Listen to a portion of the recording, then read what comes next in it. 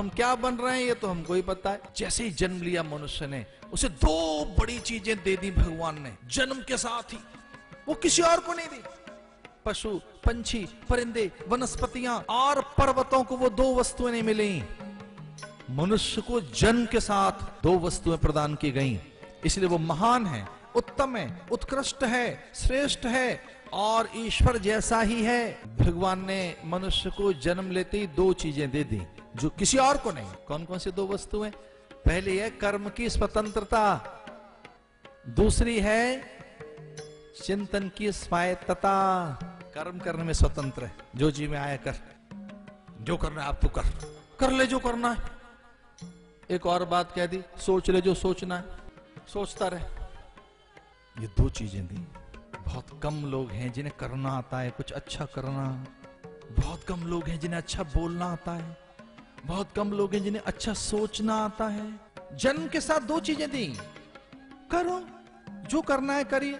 तो कैसा खेल खिलौने बना रहा है बालक, किस तरीके के आखिर घोंसले बना रहा है, घरौंदे बना रहा है, किस तरीके की उसकी रुचि है, देखो बालक पर पूरा अलग अलग अलग अलग अलग अलग तरीके की रुचि के अधीन बालक कुछ कुछ कर रहा होता है।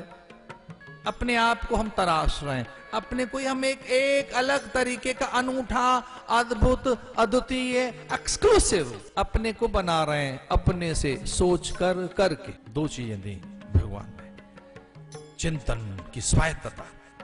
और इस पर बहुत बार ये बात कही गई है कि सोच का परिणाम है हम। लिख लेना है इसको अपनी डायरी में, बताओ बार बार अपने मन को, कह रहे मन तू कुछ और नहीं, तू अपनी सोच का परिणाम है, अपनी सोच की फसल, अपना सोच का उत्पादन, तू सोच का ही एक फल है। बड़ी बात है कि हमारी सोच कैसी हो। इसलिए सावधान, अगर आपकी थिंकिंग सही नहीं है, थॉट प्रोसेस नहीं आता, आपको सोचना नहीं आता, एक विचार के बाद दूसरा, तीसरा, चौथा कौन सा है? कैसा? जो उपादेय हो, हे न हो, निंदनीय न हो, त्याज्य न हो, हल्का न हो, बोझिल न कर दे, मन हल्का न कर दे।